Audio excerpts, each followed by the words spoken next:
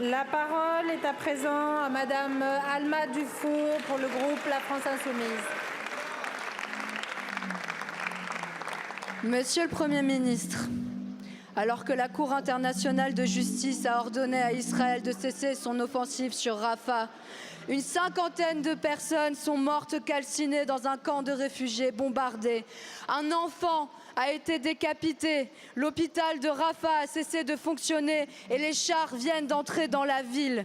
Cela va faire 8 mois que le monde regarde 2 millions de personnes vivre en enfer. En enfer car elles sont enfermées, sans eau, sans nourriture, sans médicaments, bombardées. Les victimes de cet abattoir à ciel ouvert se filment en temps réel. Hunger Games n'est plus seulement un divertissement, c'est la réalité dans le téléphone de nos adolescents. Bientôt 8 mois et vous n'avez pris aucune sanction contre les assassins.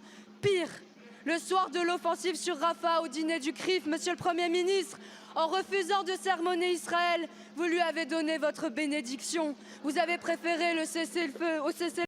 Le dîner aux chandelles avec le soutien des génocidaires. La porte-parole du gouvernement se prenait en selfie avec un des influenceurs de l'armée israélienne, perdant son dernier Instagram de dignité, alors que la Norvège, l'Espagne, l'Irlande reconnaissent aujourd'hui l'État palestinien. Vous osez placer la France dans le camp des complices. J'ai mal à ma France, me disent beaucoup de nos concitoyens. Moi aussi, j'ai mal à ma France. Patrie des droits de l'homme, devenue patrie du droit du plus fort. J'ai mal à la France des Lumières qui permet qu'on transforme des gens en torches humaines au nom de la lutte contre l'obscurantisme. J'ai mal à ma France de la Révolution qui défigure la démocratie même en justifiant qu'on affame 2 millions de personnes en son nom. Le Conseil de sécurité des Nations Unies se réunit aujourd'hui. La France doit annoncer la suspension des échanges économiques avec Israël et demander l'intervention immédiate des casques bleus. Rafah n'est pas qu'une frontière, c'est un miroir. Si vous ne le faites pas, ma question, Monsieur le Premier ministre, c'est comment vous pourrez vous regarder dans une glace? Merci Madame Dufour.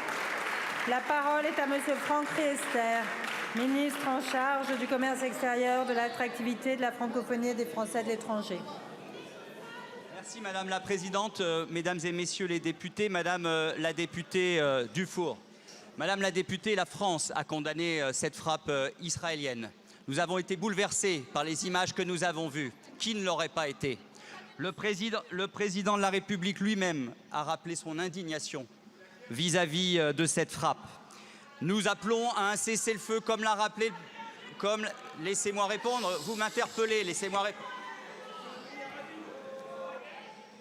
Comme l'a rappelé à l'instant le Premier ministre, la France appelle à un cessez-le-feu immédiat.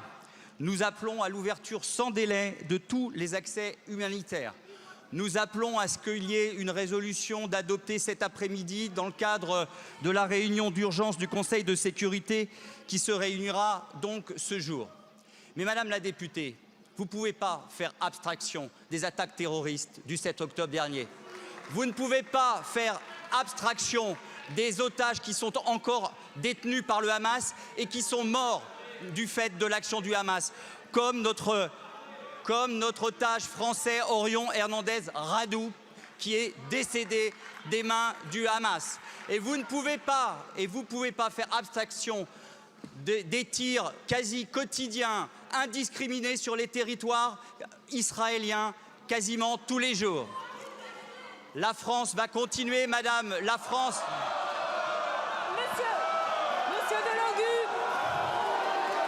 Monsieur Delogu,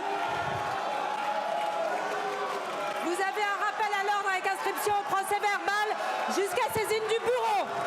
C'est inacceptable.